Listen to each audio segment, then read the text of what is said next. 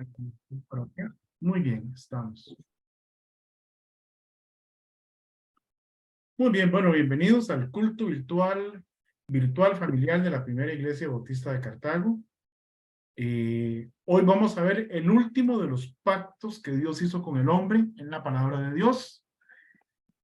Y vamos a hacer un pequeñísimo repaso, muy rápido, muy rápido. Recordemos que a través de la historia Dios hizo 8 pactos con el hombre. Que los pactos no es que el hombre le propone y le da condiciones a Dios, sino que los pactos es Dios quien llama al hombre y le dice, voy a hacer esto, y en los pactos condicionales hay un sí. Si tú haces esto, si tú obedeces, si tú cumples con esto, dice Dios, yo haré. Y están los pactos incondicionales en los cuales Dios dice, yo haré, yo daré, pero no le pone ninguna condición al hombre, y esos son los pactos incondicionales. Y tenemos, recordemos, el pacto de Edén o pacto edénico, allá en Génesis 1, 28 al 30 y Génesis 2, 15 al 17. Tenemos el pacto de Dios con Adán, en Génesis 3, 14 al 19. El pacto de Dios con Noé, en Génesis 9, 8 al 17. Y luego vienen 4 grandes pactos, específicamente hechos con el pueblo de Israel, comenzando con Abraham, y que se extendieron a la descendencia de Abraham, a la descendencia física. El pacto de Dios con Abraham, Génesis 12, 1 al 3 y Génesis 15. El pacto de Dios con Moisés, que es un pacto temporal, es el pacto de la ley o antiguo pacto. Deuteronomio 30, 15 al 20, este es condicional y es finito, es decir, no es un pacto eterno. El pacto de Dios con David o pacto davídico, que es un pacto donde se amplía y se ratifica el pacto de Dios con Abraham y su simiente. El pacto palestino, que algunos lo ven como una extensión del pacto mosaico, pero en realidad no es así. El pacto palestino es un pacto eterno. Y recordemos lo que habíamos dicho, que en el pacto de davídico se ratifica la simiente de Abraham, ¿verdad? Las bendiciones a través de la simiente de Abraham. Y en el palestino se ratifica el título de propiedad de la tierra prometida. Y finalmente viene el nuevo pacto, que vamos a comenzar a verlo hoy. Recordemos que estos 4 grandes pactos, el pacto abrahámico, el pacto de Dios con David, el pacto palestino y el nuevo pacto, son pactos literales también, son eternos y son incondicionales. Los otros pactos también son literales, pero no tienen la característica de eternos ni de incondicionales, sino que el hombre tenía que cumplir con ciertas cosas para que Dios lo bendijera de cierta manera.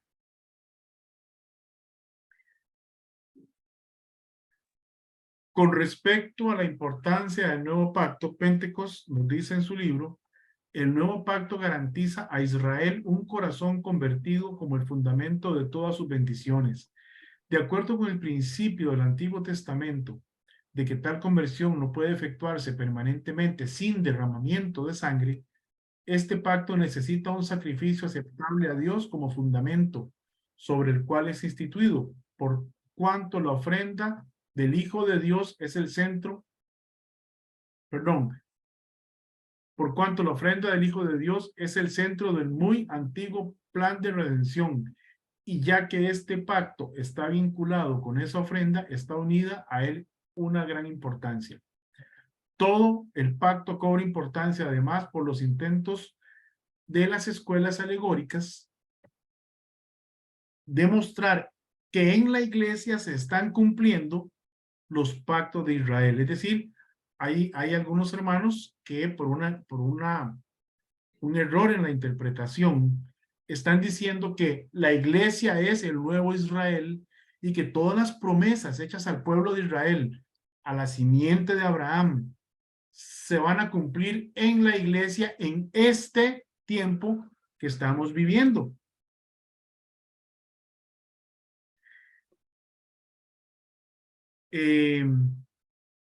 Porque la iglesia de hoy está redimida con sangre. Ahora vamos a ver un par de derivaciones que vienen por este tipo de interpretación. Si en la iglesia se cumple este pacto, podrán también cumplirse los demás pactos hechos con Israel y entonces no hay necesidad de un milenio terrenal.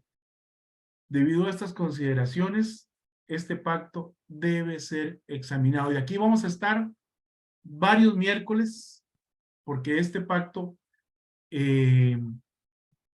como decimos aquí los ticos, se las trae, ¿verdad? Se las trae porque aquí es donde se aclaran un montón de doctrinas. Por ejemplo, en la interpretación alegórica se enseña que la iglesia, y básicamente es la corriente, de ahí nace la corriente amilenarista, y estos hermanos dicen que la iglesia es el nuevo Israel, y que en Israel se cumplen todas las promesas, pero ¿sabe qué más se derivó de ahí? Y lo digo con mucho cuidado porque hay muchísimos hermanos, buenas noches hermanito Luis, porque hay muchísimos hermanos que son de la corriente milenarista. Tengo grandes amigos que son milenaristas, y ellos no creen, no aceptan y rechazan rotundamente cosas como la doctrina de la prosperidad. Y lo entienden claramente. Y son muy serios en su teología. Sin embargo, este tipo de interpretación de la escuela alegórica permite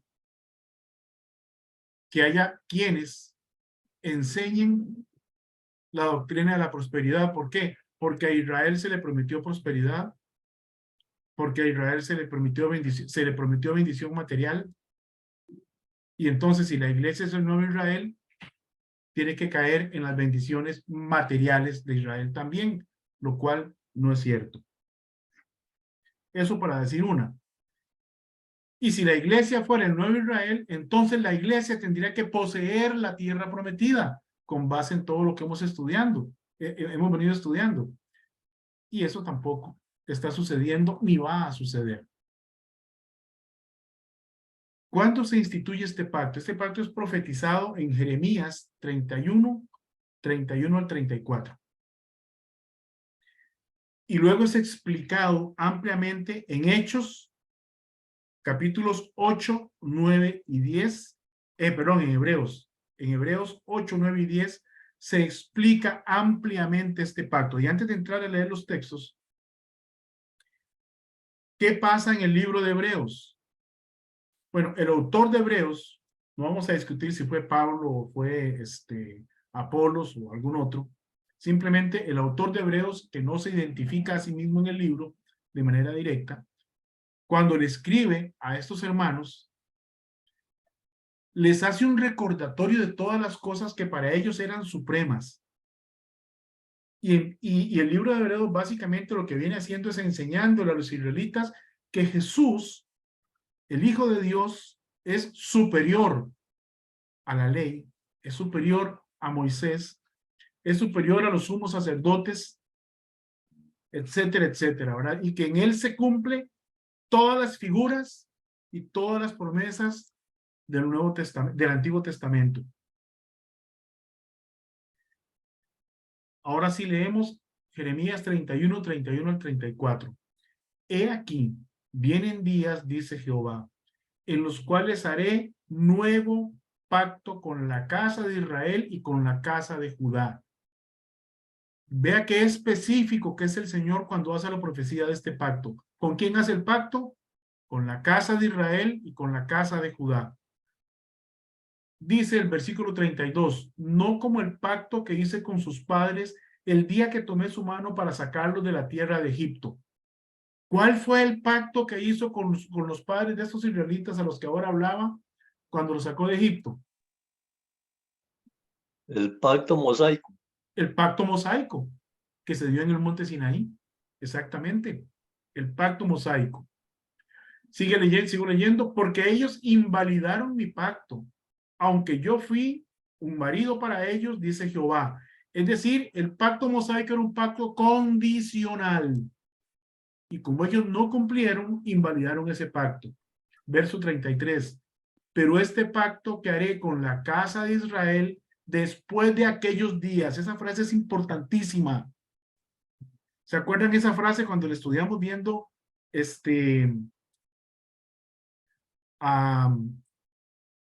la doctrina del milenio, viendo también la gran tribulación y el final de la época de la gracia? Aquellos días, ¿se acuerdan de esa frase? En aquel día, ¿a cuáles días se refiere aquí la palabra de Dios? Lo vamos a ver un poquito más adelante. Vamos a repasarlo porque eso ya lo sabemos. Pero este es el pacto que haré con la casa de Israel después de aquellos días, dice Jehová. Daré mi ley en su mente y la escribiré en su corazón. Y yo seré a ellos por Dios y ellos me serán por pueblo. ¿De quién está hablando? De la casa de Israel. Y no enseñará más ninguno a su prójimo ni ninguno a su hermano diciendo, conoce a Jehová porque todos me conocerán. Pregunto, ¿hoy en día todos conocen y reconocen a Dios? ¿Verdad que no?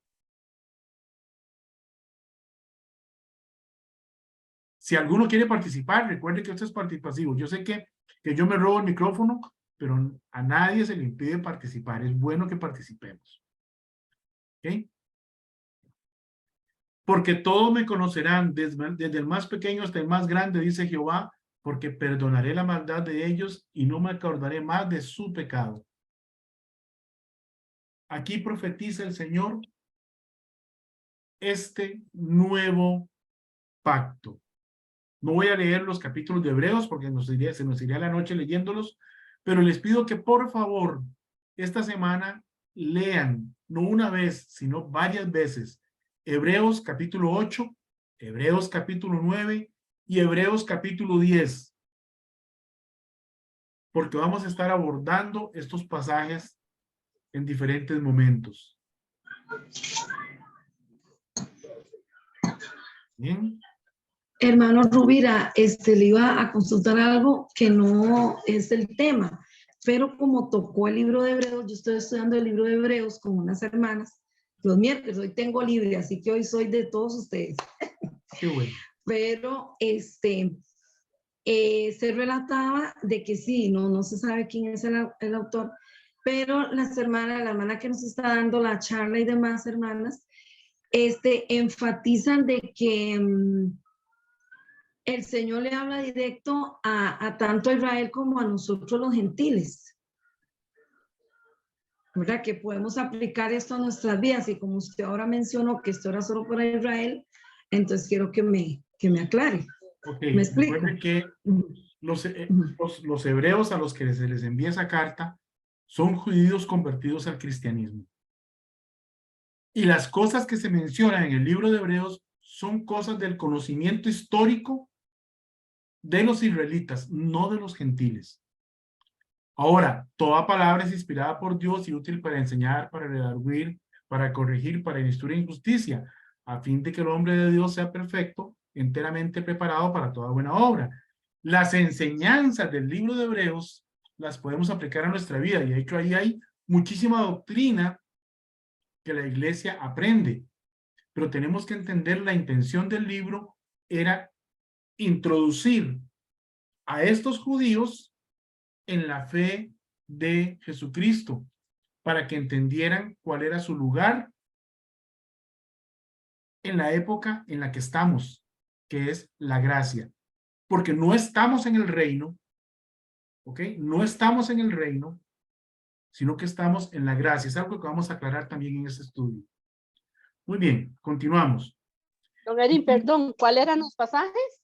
Hebreos. Hebreos capítulos 8, 9 y 10. Ok, gracias. Capítulos completos. Muy bien. Entonces, este pacto es profetizado por Jeremías, como vimos, en Jeremías 31 al 34. En este pacto Dios promete juicio y al mismo tiempo restauración y renovación espiritual. Mateo 26, 27. Mateo 26, 27 nos dice, y tomando la copa, ¿quién? Cristo.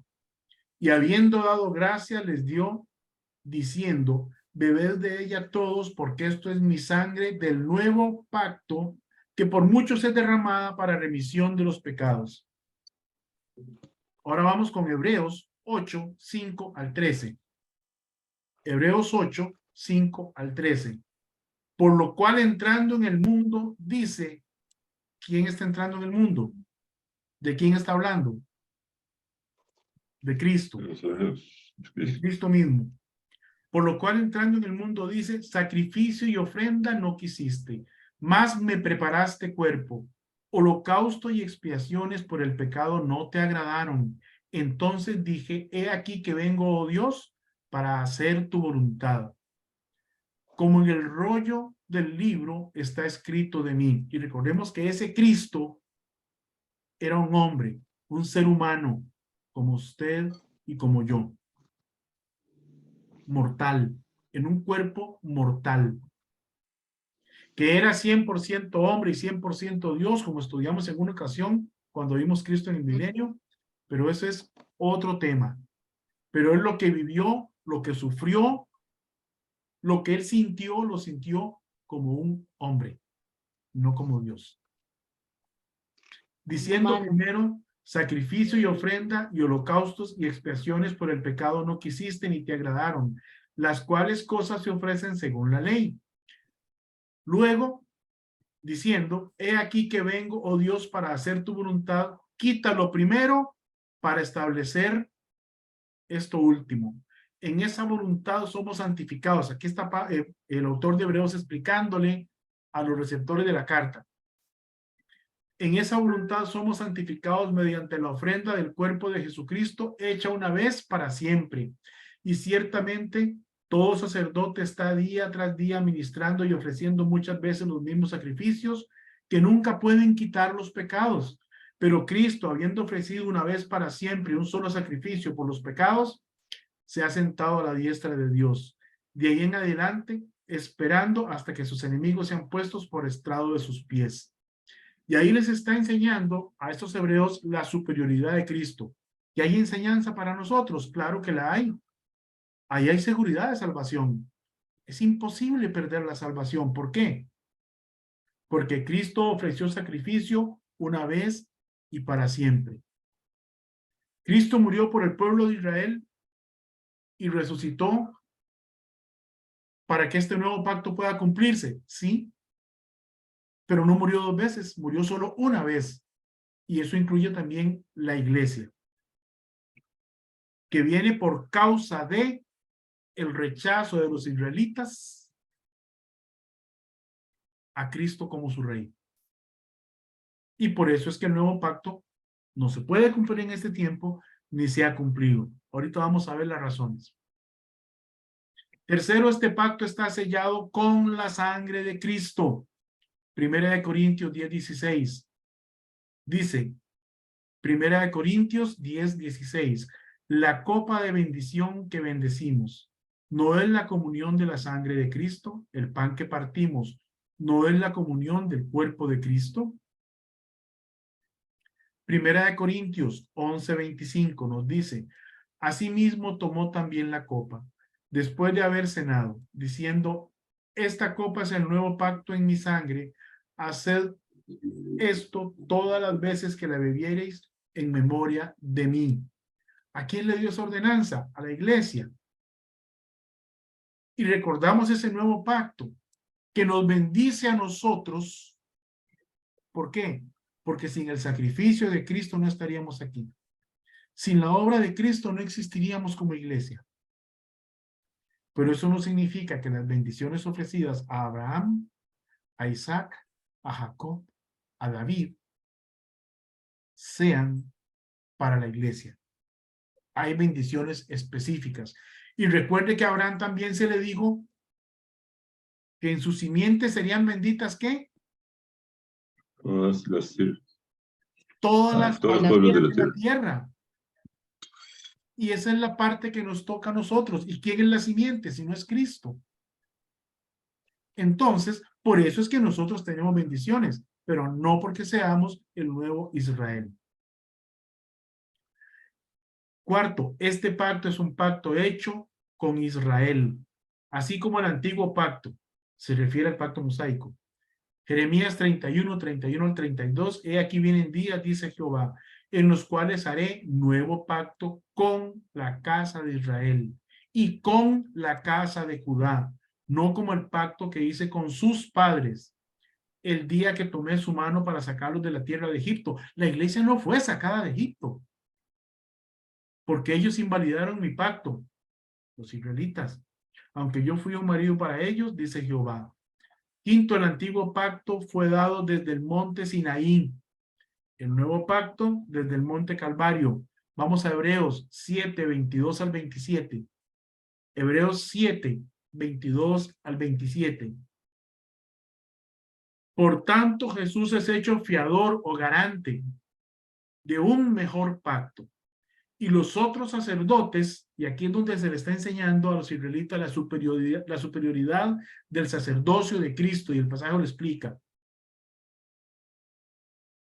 Por tanto, Jesús es hecho fiador de un mejor pacto, y los otros sacerdotes llegaron a ser muchos, debido a que por la muerte no podían continuar. Morían un sacerdote, venía uno nuevo.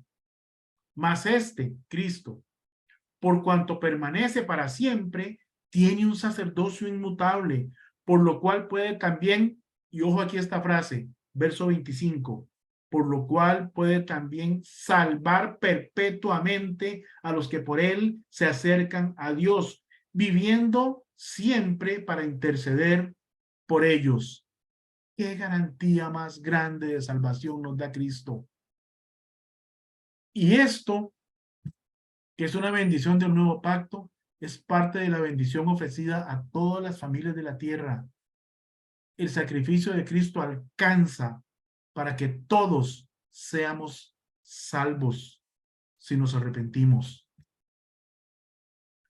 Recordemos que no es como enseñan algunos también, que Jesucristo murió por unos sí y por otros no. Y que Dios ya escogió quienes van a ser salvos. Porque entonces el sacrificio de Cristo no sería universal. No sería cierto que Jesucristo murió por todos. La Biblia no dice, Jesucristo murió por aquellos a los que el Señor escogió. No dice eso en ninguna parte. Por lo cual puede también salvar perpetuamente a los que por él se acercan a Dios, viviendo siempre para interceder por ellos. Porque tal sumo sacerdote, hablando de Cristo, nos convenía, santo, inocente, sin mancha, apartado de los pecadores y hecho más sublime que los cielos, que no tiene necesidad cada día, como aquellos sumos sacerdotes, de ofrecer primero sacrificios por sus pecados, por sus propios pecados, y luego por los del pueblo, porque esto lo hizo una vez para siempre, ofreciéndose a sí mismo. Y lo pudo hacer porque él no tenía pecado, porque él nunca pecó, por eso lo pudo hacer. Porque la ley constituye, verso 28, porque la ley constituye sumos sacerdotes a débiles hombres, pero la palabra del juramento posterior a la ley, al Hijo, hecho perfecto para siempre. Sexto, Israel, hoy en día Israel no tiene sacerdote, ni templo, ni sacrificio, y ha quedado en confusión por los últimos, ¿qué? 2000 años y un poco más, porque no ha entendido que el antiguo pacto fue anulado. Veamos Hebreos 8:13. Al decir nuevo pacto, ha dado por viejo al primero, y lo que se da por viejo se envejece y está próximo a desaparecer. Este nuevo pacto da provisiones. Este nuevo pacto da provisiones. En un libro que se llama La base de la fe premilenaria, Riley, un autor que me gusta muchísimo, dice, el nuevo pacto, punto primero, el nuevo pacto es un pacto incondicional de gracia que descansa sobre el yo de Dios. La frecuencia del uso de las palabras haré, tomé, daré, seré, en Jeremías 31 al 34 es sorprendente. Cuando dice en esa profecía el Señor, si ustedes hacen esto, yo hago aquello, ¿verdad que no?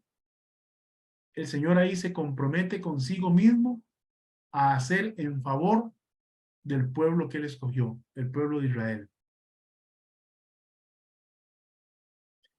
Este pacto fue hecho con Israel, el pueblo del nuevo pacto, y no con otro pueblo ni con la iglesia. Por lo tanto, las promesas ofrecidas por Dios en este pacto han de cumplirse en el milenio, que es el periodo del nuevo pacto. Por eso les digo que no estamos en el nuevo pacto. El periodo del nuevo pacto es el del milenio. Y fueron profetizadas en el Antiguo Testamento. Israel es el pueblo del nuevo pacto y el reino milenario es el periodo del nuevo pacto. Y todas las profecías al respecto fueron hechas en el Antiguo Testamento. El nuevo pacto es un pacto perpetuo que está estrechamente relacionado con el hecho de que es incondicional y también por gracia. Veamos Isaías 61:2. Si alguien lo encuentra, puede leer. Isaías 61:2.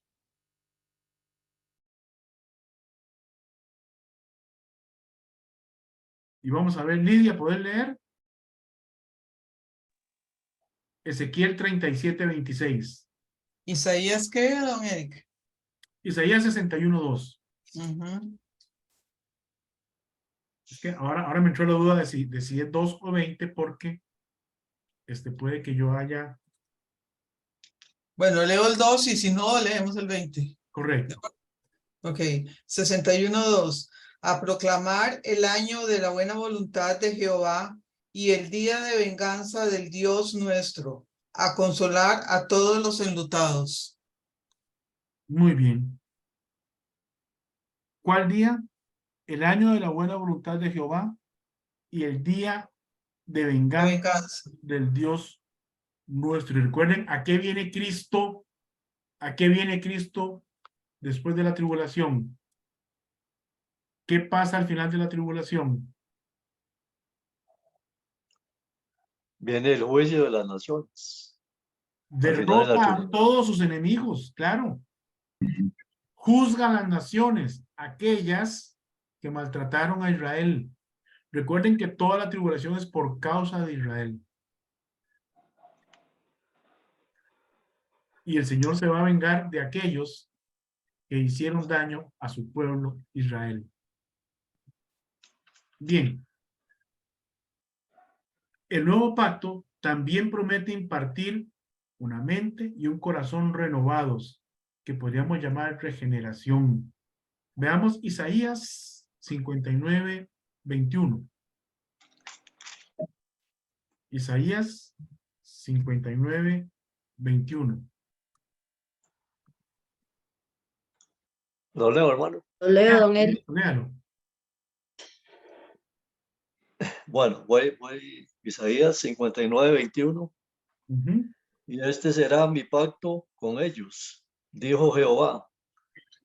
El espíritu mío que está sobre ti y mis palabras que puse en tu boca no faltarán de tu boca, ni de la boca de tus hijos, ni de la boca de los hijos de tus hijos, dijo Jehová, desde ahora y para siempre.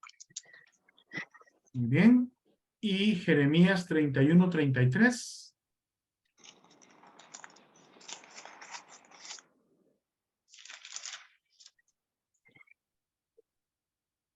Amén. Bien. Amén. Dice, pero este es el pacto que haré con la casa de Israel. Después de aquellos días, dice Jehová, Daré mi ley en su mente y la escribiré en su corazón. Y yo seré a ellos por Dios y ellos me serán por pueblo. Ok, entonces vean lo que está hablando Dios y a quién se lo está diciendo. ¿Ok? Ahora, Oseas 2, 19 y 20 nos enseña que el nuevo pacto provee una restauración del favor y de la bendición de Dios para con Israel. Oseas 2, 19 y 20 nos dice, y te desposaré conmigo, para siempre te desposaré conmigo en justicia, juicio, benignidad y misericordia.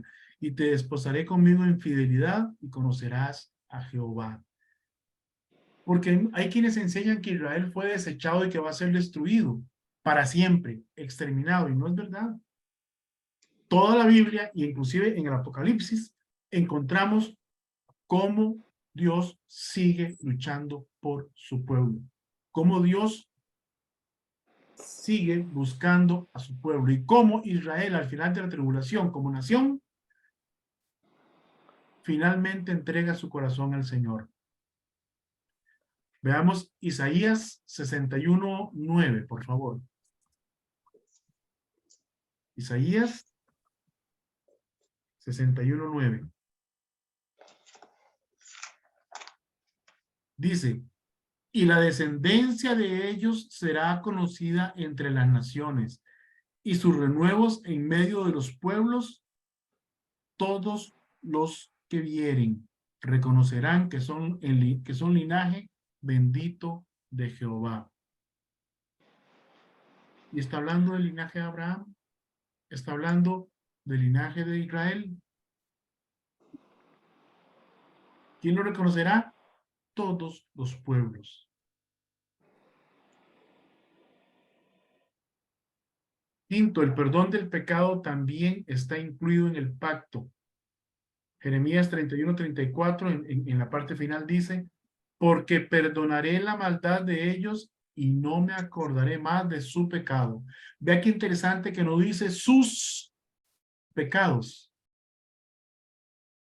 sino su pecado. Es interesante, ¿verdad? Porque al final todos los pecados de Israel se resumen en uno solo.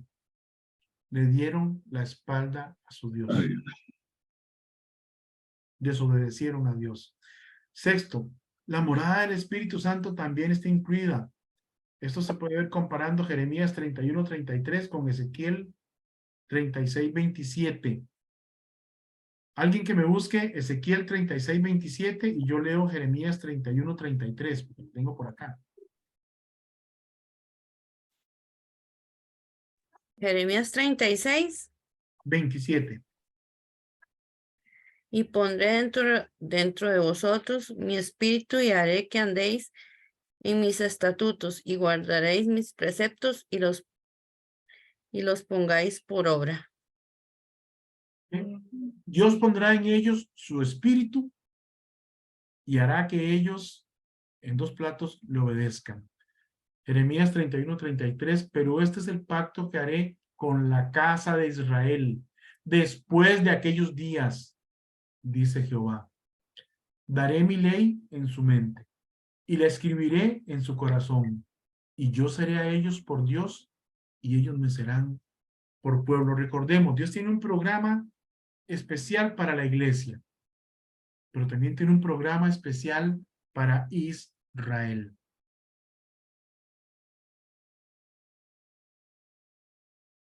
Séptimo, el ministerio de enseñanza del Espíritu Santo será manifestado y la voluntad de Dios será conocida por los corazones obedientes. En Jeremías 31:34 claramente dice, y no enseñará más ninguno a su prójimo, ni ninguno a su hermano, diciendo, conoce a Jehová, porque todos me conocerán. ¿Qué pasa hoy en día? Andamos predicándole a la gente para que conozca al Señor. Pero en esta época no va a ser necesario. La tierra estará llena del conocimiento de Dios. Ni ninguno a su hermano diciendo, conoce a Jehová, porque todos me conocerán, desde el más pequeño de ellos hasta el más grande, dice Jehová, porque perdonaré la maldad de ellos y no me acordaré más de su pecado. Otro punto. Como ha sido siempre el caso cuando Israel está en la tierra, será bendecido materialmente de acuerdo con las provisiones del nuevo pacto. ¿Quién va a ser bendecido? Israel. ¿Cómo va a ser bendecido? Materialmente. Búsqueme un judío pobre. No lo Búsqueme hay. un judío pobre. No lo hay. El más pobre anda Mercedes-Benz, ¿verdad? Ok. Búsqueme un cristiano pobre. Los tenemos, ¿verdad que sí? Tenemos hermanitos que son realmente pobres, que tienen necesidad. Y sabe, no es porque no tienen fe. No es porque son muy pecadores, más pecadores que nosotros. Eso no es verdad. Esa es una falsa enseñanza. Simplemente tienen ciertas circunstancias. Llegaron a Cristo en algún momento de su vida y quizás antes de conocer a Cristo no tomaban buenas decisiones. Y las consecuencias de sus malas decisiones no se van a ir porque hayan aceptado a Cristo. No tan rápidamente. Y probablemente nunca logren progresar tanto como lo hubieran hecho si hubieran tomado buenas decisiones desde el principio. Pero son cosas de la vida. No tienen nada que ver con la fe de ellos. No tienen nada que ver con la fe de ellos.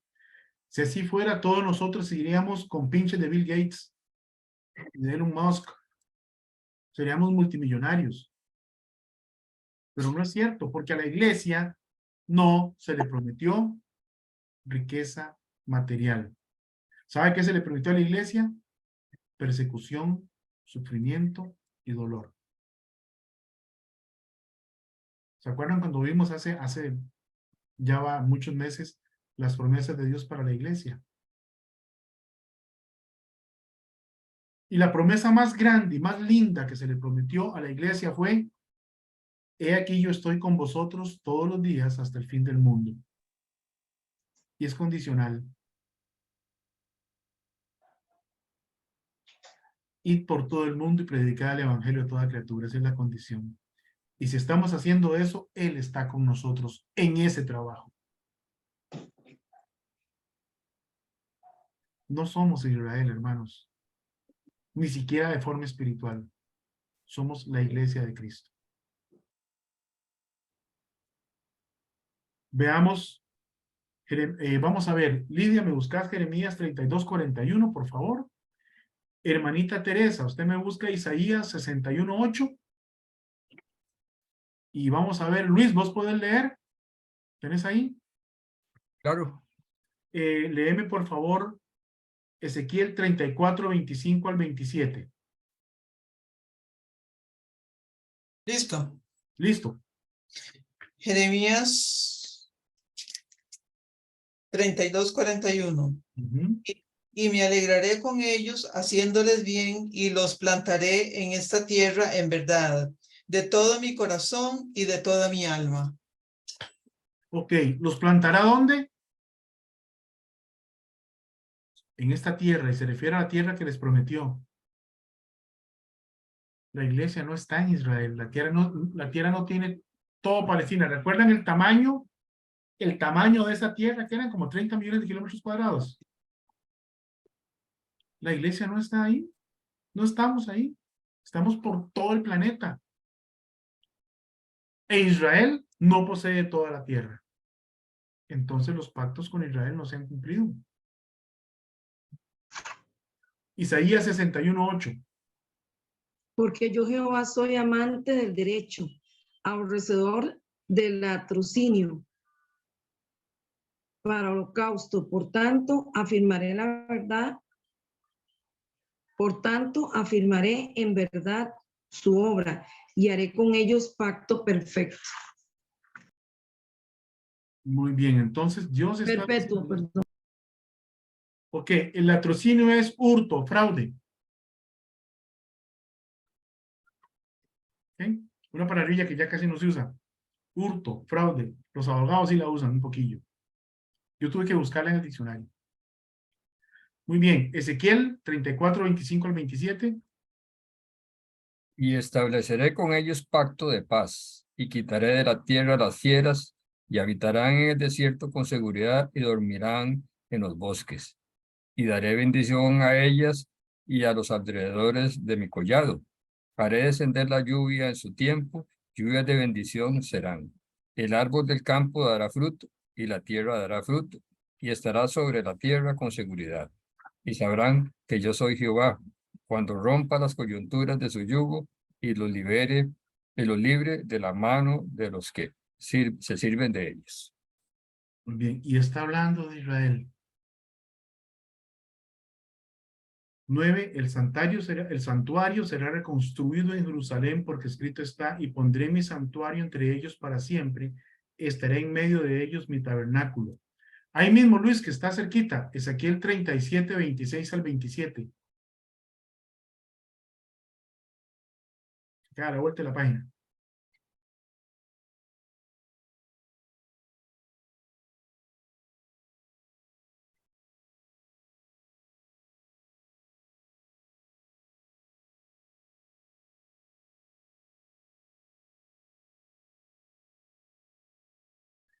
Ezequiel 37, 26 y 27.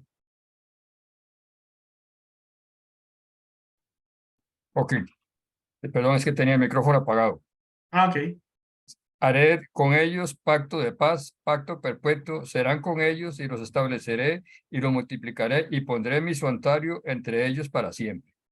Estará en medio de ellos mi tabernáculo y serán a ellos por Dios y ellos me serán por pueblo.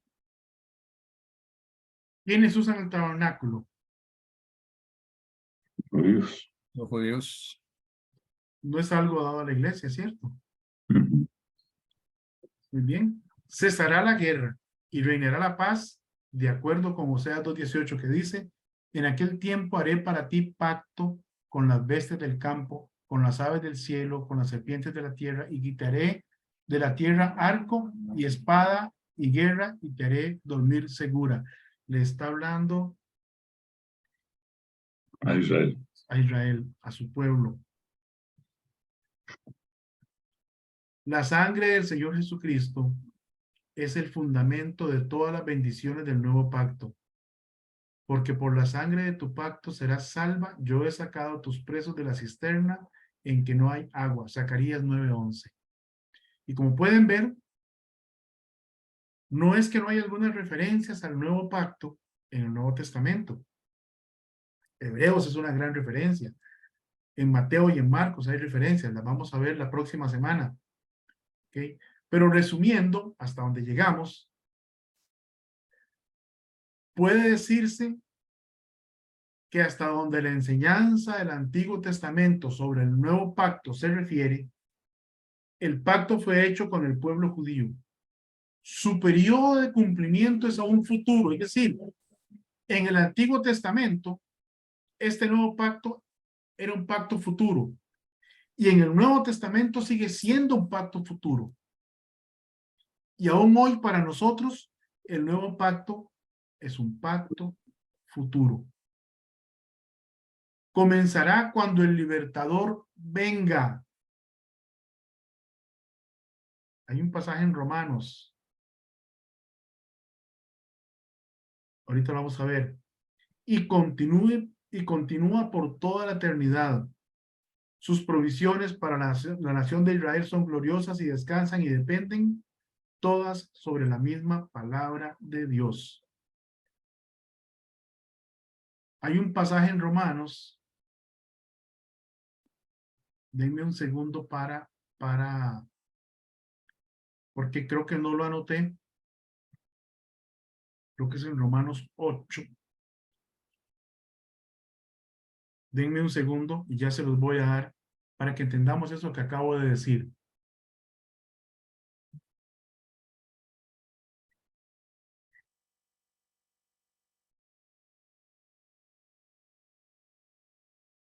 Un segundito y ya se los doy.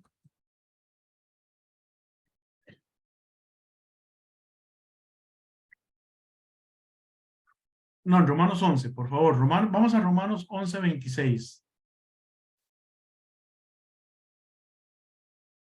Amén. Romanos 11, 26. Vamos a leer en versión Reina Valera 1960. Y déjenme ver Amén. si hay más pasajes, si el pasaje es más amplio, creo que es un poquito más amplio. Empecemos a leer desde el verso 25.